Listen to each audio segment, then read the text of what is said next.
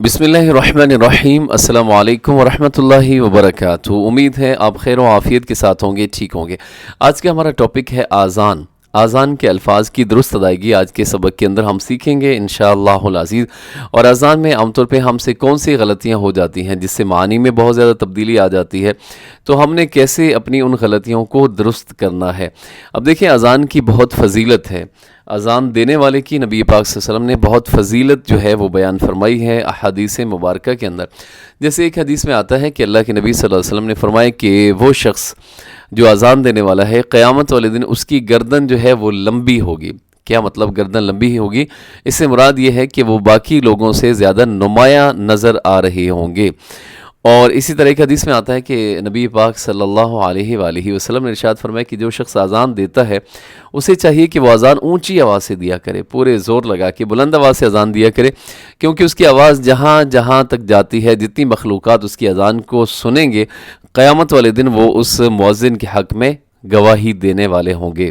اور اسی طرح ایک روایت میں یہ بھی آتا ہے کہ اللہ کے نبی صلی اللہ علیہ وآلہ وسلم نے فرمایا کہ اگر تمہیں اذان کی فضیلت کا پتہ چل جائے کہ اذان دینا کتنی فضیلت والا کام ہے، اور اسی طرح صف اول میں کھڑا ہونا نماز کے لیے، پہلی صف میں کھڑے ہونے کی کتنی فضیلت ہے، تو تم لوگ قرآن اندازی کرو۔ اس کے علاوہ تمہارے پاس کوئی چارہ نہ ہو، یعنی لوگ اتنا سبقت لے جانے کی کوشش کریں کہ بالآخر تمہیں قرآن اندازی کرنی پڑ جائے۔ تو بہرحال اذان جو ہے بہت فضیلت والا عمل ہے، لیکن ہمیں سچی بات یہ ہے کہ تھوڑی سی بدقسمتی ہے کہ ہمارے ہاں جو مؤذن ہوتا ہے، جو اذان دینے والا ہوتا ہے، اسے زیادہ قدر کی نگاہ سے نہیں دیکھا جاتا ہے، بلکہ اسے ایک فارغ بندہ سمجھا جاتا ہے، اور اس کے بارے میں یہ ہمارا خیال ہوتا ہے یہ فارغ بندہ ہے جی، مسجد میں بس یہ اذانیں دیتا رہتا ہے اور اس کا کوئی کام دھندہ نہیں ہے۔ تو لیکن اللہ کے ہاں اور اللہ کے نبی صلی اللہ علیہ وسلم کی احادیث مبارکہ آپ نے سن لی ہے کہ کتنی زیادہ فضیلت ہے اللہ کے ہاں اس کی۔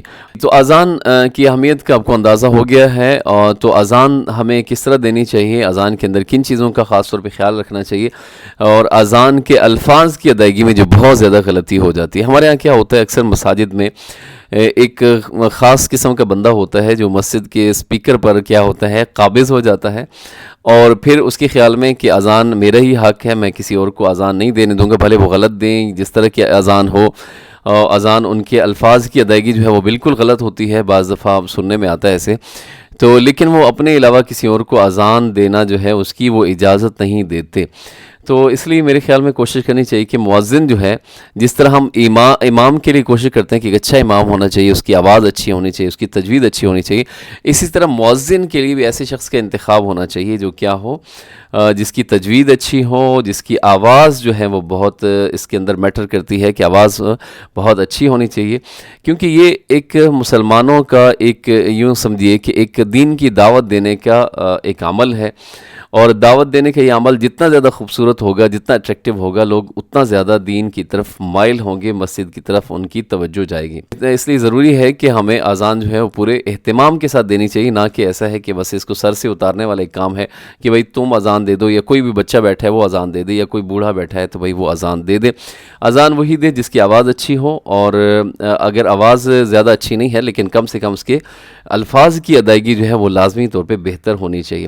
تو آج کے سبق کے اندر آپ دیکھیں گے کہ الفاظ کی جب ادائیگی غلط ہوتی ہے تو اس کے معنی کتنے تبدیل ہو جاتے ہیں۔ سب سے پہلے سٹارٹ جو ہوتا ہے وہ اذان کا کہاں سے سٹارٹ ہوتا ہے جی؟ لفظ اللہ اکبر سے سٹارٹ ہوتا ہے، اللہ اکبر۔ اب اس کے اندر عام طور پہ غلطیاں جو دیکھنے کو ملتی ہیں وہ کیا ہوتا ہے کہ لفظ اللہ کو لوگ پتلا پڑھ دیتے ہیں، باریک پڑھ دیتے ہیں، کیسے اللہ اکبر، اللہ کہہ دینا یہ درست نہیں ہے، بلکہ اللہ اکبر۔ جب بھی لفظ اللہ آپ کو نظر آئے اکیلا لکھا ہوا تو لفظ اللہ کو پر پڑھنا چاہیے، موٹا پڑھنا چاہیے۔ اور پھر دوسرے نمبر پر ہم اس کے اوپر ایک مد بھی کرتے ہیں، اس کو لمبا کر کے پڑھتے ہیں جو کہ جائز ہے، اور اس کا ایک باقاعدہ نام ہے، جو اب جدید جو کتب ہیں تجوید کے اس کے اندر ایک اس کا نام بھی ہوتا ہے، اور وہ نام کیا ہے، اسے ہم مد تعظیمی کہتے ہیں، اور اس کی مقدار کیا ہے، زیادہ سے زیادہ بعض نے 7 الف لکھی ہے، بعض نے 5 الف، یعنی 5 سیکنڈ یا 7 سیکنڈ تک آپ اس لفظ اللہ کو آپ لمبا کر سکتے ہیں۔ جب یہ قرآن پاک کے علاوہ آپ اس کی ادائیگی کریں لفظ اللہ کی، تو آپ نے لفظ اللہ کو پر پڑھنا ہے، موٹا کر کے پڑھنا ہے، اللہ اکبر، اللہ اکبر۔ اب اس میں اور کیا غلطی ہوتی ہے، لوگ بعض دفعہ کیا کرتے ہیں، اللہ ایسے شروع میں حمزہ کو لمبا کر دیتے ہیں، تو یہ درست نہیں ہے، حمزہ کو الف بنا کے پڑھتے ہیں تو یہ درست نہیں ہے۔ کیسے پڑھنا ہے، अल्लाहु अकबर, अल्लाहु अकबर, अल्लाहु अकबर, अल्लाहु अकबर। अच्छा, आगे जो लफ्ज़ है अकबर, अब अकबर के अंदर बहुत ज़्यादा मिस्टेक होती हैं। अक्सर लोग क्या करते हैं, अकबर ऐसे कर देते हैं, अकबर। अगर मैं तो एक पढ़ रहा था, एक किताब के अंदर लिखा हुआ है कि अगर कोई इमाम जो है वो अकबार करता है तो नमाज क्या होती है, फासिद हो जाती है। क्योंकि अकबार जो है वो कहा जाता है ढोल को कहा जाता है, जबकि वैसे अजान में हम जब पढ़ते हैं अकबर तो इसका मतलब होता है अल्लाह सबसे बड़ा है। अकबार कह देने से मानी बहुत ज़्यादा तब्दील हो जाते हैं, इसलिए इसका ख्याल रखिएगा। फिर सुनिएगा, अल्लाहु अकबर, अल्लाहु अकबर। और फिर इसमें एक और भी सवाल आमतौर पे लोग करते हैं कि जो अल्लाहु अकबर कहना, यानी आगे जो, क्योंकि लफ्ज़ अल्लाह के शुरू में जो हमज़ा है वो वसली है, तो हमने क्या करना है, अल्लाहु अकबर करना है, या अल्लाहु अकबर, या हमने साकिन पढ़ना है, यानी अल्लाहु अकबर फिर आगे अल्लाहु अकबर, यानी अल्लाहु अकबर के आखिर में जो रा है उसको हमने साकिन पढ़ना है, या हम उसको ज़बर दे के पढ़ेंगे या पेश दे के पढ़ेंगे। तो इसके बारे में ये है कि जो उलमा ने लिखा है कि आप इसको साकिन भी पढ़ सकते हैं, रा को साकिन पढ़ सकते हैं। कैसे, अल्लाहु अकबर, अल्लाहु अकबर, ऐसे साकिन। या फिर दूसरी सूरत यह है कि आप इसको फ़तहा ज़बर दे के पढ़ेंगे, अल्लाहु अकबर, अल्लाहु अकबर, अल्लाहु अकबर, अल्लाहु, रा को आगे लफ्ज़ अल्लाह के साथ, लाम के साथ हम मिलाएंगे, इसके ऊपर ज़बर देकर। तो लेकिन बाज़ उलमा ने इसकी ये भी इजाज़त दी है कि वो इसको पेश देकर भी पढ़ते हैं। जैसे बाज़ अरब जो हैं कारी, अगर आप उनको सुने तो वो क्या करते हैं, अल्लाहु अकबर, अल्लाहु अकबर, अल्लाहु अकबर, अल्लाह, यानी ज़म्मा देकर पेश देकर भी पढ़ना, उसकी भी इजाज़त बाज़ उलमा देते हैं। लेकिन ज़्यादा बेहतर यह है कि आप या तो साकिन कर दें रा को, या फिर इसके ऊपर ज़बर देकर पढ़ें। फिर सुनिएगा, अल्लाहु अकबर, अल्लाहु अकबर, या दूसरा तरीका, अल्लाहु अकबर, अल्लाहु अकबर। तो इसके अंदर क्या होता है जी, ये मिस्टेक ज़्यादातर हो जाती हैं। फिर एक और भी मिस्टेक होती है, अल्लाहु अकबर क्यों क्या करते हैं, अकबर, अकबर, तो ये भी दुरुस्त नहीं है, ये तो बिल्कुल ही गलत है, अकबर।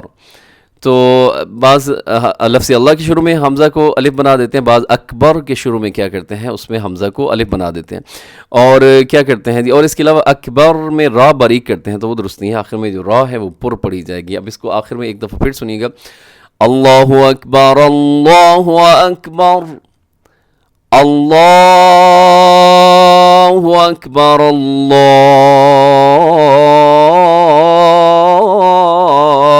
अकबर।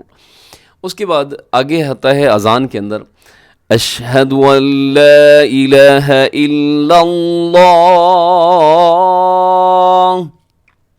अब इसके अंदर भी बहुत ज़्यादा मिस्टेक होती हैं। सबसे पहले अशहदु, अशहदु को क्या लोग करते हैं, अशहदु, अशहदु, यानी हा को साथ वो अलिफ भी अपनी तरफ से ऐड कर देते हैं और लंबा कर देते हैं। तो देखें इसको, यानी अपनी तरफ से बिला वजह लंबा करके हम सुर लगाते हैं, तो ये दुरुस्त नहीं है। आप इसको पूरे तजवीद के साथ पढ़ के भी आप सुर में पढ़ सकते हैं। ज़रूरी नहीं होता कि आप एक हर्फ को अपनी जगह से क्या होता है उसे हिला जुला कर बहुत ज़्यादा लंबा करके इजाफे करके सुर लगाएं, तो ये सुर जो है ये ठीक नहीं है। फिर देखिएगा, अशहदु, अशहदु, इससे ज़्यादा लंबा ना करें। ये अशहदु, ये दाल को भी लंबा करना, ये भी लहन जली है, बड़ी गलती है।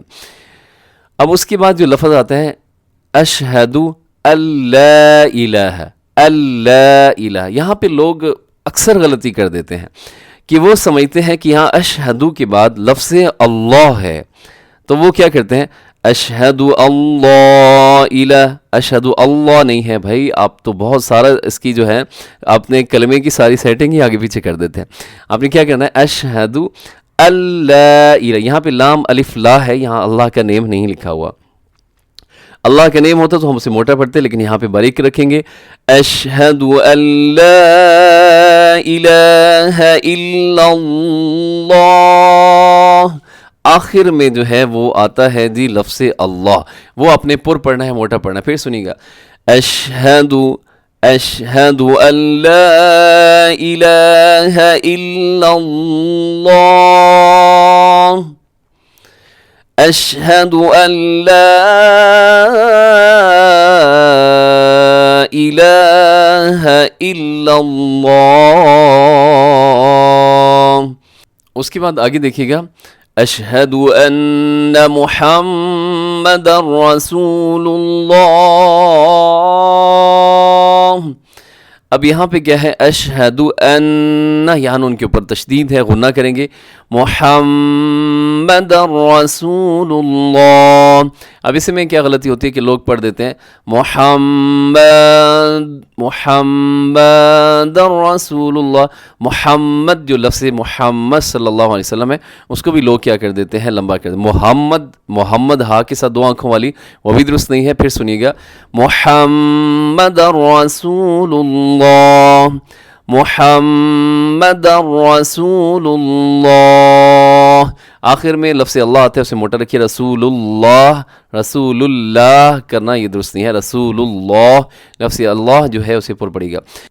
اس کو ایک دفعہ پھر سنیے گا اشہد ان محمد رسول اللہ، اشہد ان محمد رسول اللہ. جی آگے حی علی الصلاۃ. اب یہاں جو غلطی ہوتی ہے، ایک تو حیا کو حیا لمبا کر دیتے ہیں، حالانکہ یا کے اوپر صرف کیا ہے تشدید کے اوپر زبر ہے، اسے تو ذرا سا بھی لمبا نہیں کرنا چاہیے. حی آگے علی الصلاۃ. اب یہاں کیا ہوتا ہے کہ عین لوگ عام طور پہ اس میں کھا جاتے ہیں.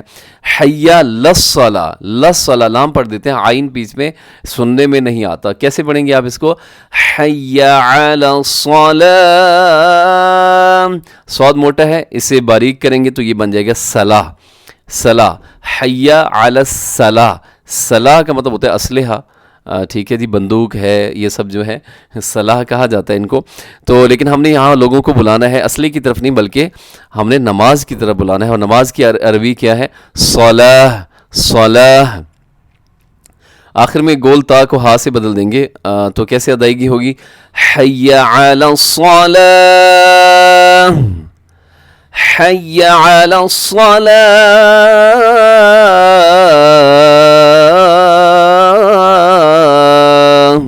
جی اس کے بعد جو دوسرے کلمات ہیں وہ سنیے گا حی علی الفلاح.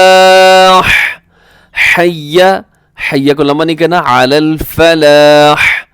حی علی الفلاح. عین کا خیال خاص طور پہ کیے گا. اور فلاح، اب اسی لوگ پڑھتے ہیں فلاح، یعنی ہا کی جگہ دوسرا ہا پڑھتے ہیں. فلاح کا مطلب ہوتا ہے جنگل. اور یہ جو فلاح اذان میں آیا ہے تو اس میں کیا ہوتا ہے؟ اس کا مطلب ہوتا ہے کامیابی. آؤ کامیابی کی طرف، لوگوں کو کامیابی کی طرف بلانا ہے، مسجد کی طرف، نماز کی طرف، نہ کہ ہم فلاح کہہ کے ان کو جنگل کی طرف ہم بلائیں. یہ درست نہیں ہے. پھر سنیے گا حی علی الفلاح، حی علی الفلاح.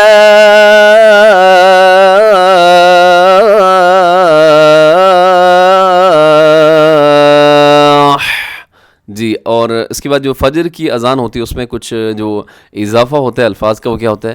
الصلاۃ خیر من النوم.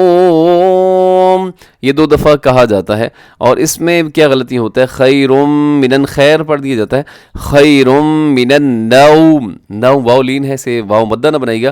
خیر من النوم، نوم نہیں بلکہ نوم.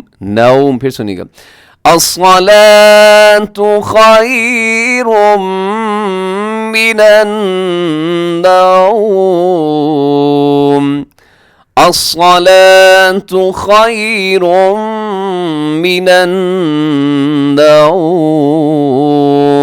جی اور آخر میں اللہ اکبر، اللہ اکبر، لا الہ الا اللہ. آخر میں لا الہ الا اللہ میں لفظ اللہ کو کیا کرنا ہے جی؟ آپ نے موٹا پڑھنا ہے لفظ اللہ کو، یہ یاد رکھیے گا. جی تو اذان کے الفاظ آپ نے سیکھ لیے ہیں، اور کوشش کیجیے گا اگر آواز اچھی نہ ہو تو پھر بھی کم سے کم یہ ہے کہ جو الفاظ کی مخارج ہیں، اذان جو ہے وہ آپ درست طریقے سے دیں، کیونکہ آپ نے سن لیا ہے کہ اس سے جو معانی ہیں وہ بہت زیادہ تبدیل ہو جاتے ہیں۔ اور مسجد کی جو انتظامیہ ہوتی ہے اس سے بھی میں خاص طور پر یہ جو لوگ سن رہے ہوں اور مسجد کی انتظامیہ، وہ بھی کوشش کریں کہ جو مؤذن ہے وہ اچھی آواز والا اور مخارج کے حوالے سے جو اذان کو بہتر طریقے سے اذان دے سکے تو اس کا انتخاب کرنا چاہیے، یہ بہت زیادہ ضروری ہے۔